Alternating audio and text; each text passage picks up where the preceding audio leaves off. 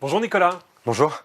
très heureux de vous accueillir. Alors vous êtes le fondateur de 360 Learning, une entreprise qui s'engage aussi sur les questions d'inclusion économique. Merci de rejoindre l'aventure du sommet de l'inclusion économique. Mais avant de démarrer cette interview, est-ce que vous pouvez nous donner quelques éléments de compréhension de votre start-up? Qui êtes-vous exactement? Oui, 360 Learning, c'est une plateforme de formation digitale. On est en général la colonne vertébrale de la formation des entreprises, des petites comme des très grandes. On ne fait pas de contenu de formation, on est vraiment le logiciel qui héberge des formations e-learning pour des entreprises, que ce soit des startups ou des très grands groupes comme Michelin, Safran, Veolia. Entreprise qui a été lancée en quelle année? 2013, Qui est une belle réussite française. oui, c'est une startup du Next 40. On est un peu plus de 400 collaborateurs présents en Allemagne, en Angleterre, en France évidemment, et aux États-Unis. Bravo à vous. Alors, est-ce que vous pouvez nous dire ce que vous attendez de votre participation au sommet de l'inclusion économique? Ça sert à quoi de venir nous soutenir? Ouais, nous on vient avec beaucoup d'humilité pour faire des efforts. Le milieu de la tech, c'est pas forcément le milieu qui est toujours le plus inclusif dans toutes les dimensions.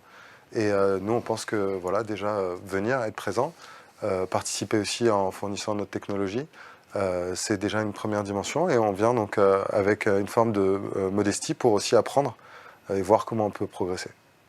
Super.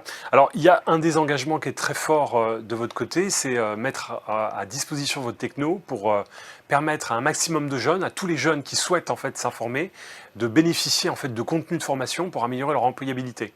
C'est un peu ça l'engagement majeur. Tout à fait. Donc on met notre plateforme et il faut savoir que notre plateforme, elle a une particularité, c'est d'être extrêmement collaborative. Vous savez, les plateformes de formation, elles sont souvent descendantes. Donc c'est du contenu et puis vous, en tant qu'utilisateur, vous avez une vidéo ou du texte et vous êtes seul face à ça et vous devez le lire. Notre plateforme, elle est différente puisque elle connecte vraiment au sein d'un cours les personnes qui suivent ce cours ensemble avec de nombreuses modalités. Et on pense que aussi dans ce cadre-là, c'est important que ces gens puissent être connectés et progresser ensemble et découvrir aussi parmi ces populations ceux qui peuvent aider les autres. Pour nous, c'est ce qu'on prône sur l'apprentissage, c'est un apprentissage collaboratif.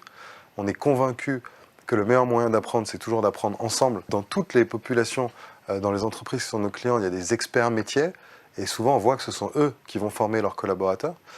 Et là, on pense que voilà, le même type d'entraide peut être très utile et faire une différence. Ouais, et puis on vous remercie encore parce que aujourd'hui, ce sont des modules clés en main qui sont diffusables pour tous ces étudiants, par exemple, qui vont chercher du travail ou chercher du stage. Ils ont la possibilité en très peu de temps d'écouter un professionnel et c'est votre techno supporte tout ça.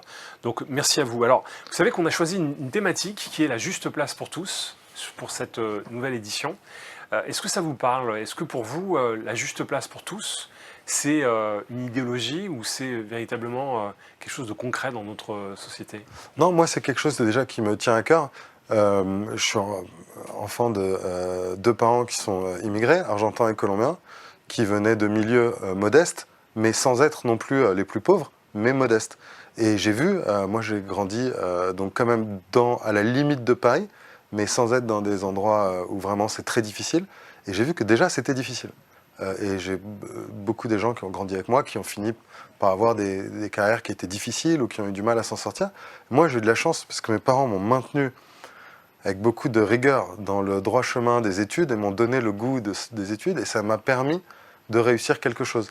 Mais je mesure tous les jours à quel point j'ai eu de la chance. Et je me dis, et vraiment de la chance au sens parfois le hasard, en plus du travail de mes parents. Et je me dis, voilà, on sous-estime parfois la difficulté d'avoir des trajectoires transverses pour réussir quand on ne vient pas des endroits où tout le monde a le réseau et au bon endroit, avec tout qui se passe facilement et naturellement. Et donc je pense que si on veut changer ça, il faut y mettre en fait beaucoup d'énergie parce que c'est difficile. On va contre une force de la détermination, du milieu, de l'influence et de ce qui se passe pendant l'enfance et l'adolescence. Et c'est difficile de changer, de renverser la table sur ces sujets-là. Et on voit bien que la voie de l'entrepreneuriat peut être aussi une voie pour gagner en autonomie et s'intégrer économiquement. Quels conseils vous auriez envie de donner à d'autres entreprises sur la base de votre vécu, sur la base de votre expérience en tant qu'entrepreneur, sur vos convictions sur l'ouverture sociale? Quels sont les messages que vous aimeriez en fait partager pour pouvoir mobiliser davantage d'entreprises à s'engager? C'est une question qui est très difficile. Moi, je l'approche avec beaucoup de modestie. Je ne suis pas sûr aujourd'hui d'avoir les clés et d'avoir les solutions et d'être capable de donner des conseils. Alors, c'est aussi pour ça que je viens et qu'on participe à ce sommet. Écouter, parce que, apprendre. Voilà, non mais c'est vrai, pour essayer de faire partie de la solution. Mais moi, je vous le dis avec modestie, je ne sais pas si aujourd'hui, je sais décrire précisément ce que doit faire une entreprise. Maintenant, il y a évidemment beaucoup de choses. Moi, il y a quelque chose que je trouve intéressant dans une approche que nous, on creuse autour de la compétence et de la mesure des compétences.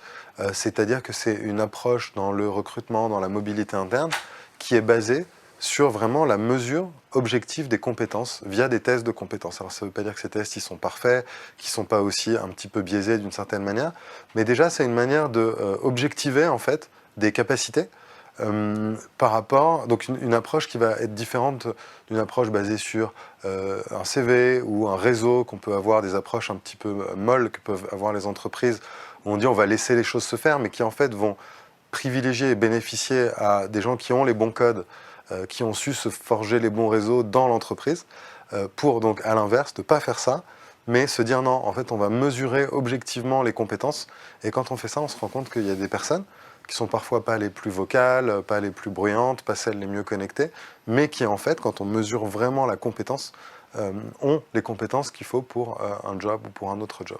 S'intéresser davantage aux aptitudes comportementales et aux compétences plutôt que simplement se limiter au CV. C'est déjà un très bon conseil pour l'écosystème. Merci beaucoup Nicolas. Avec plaisir.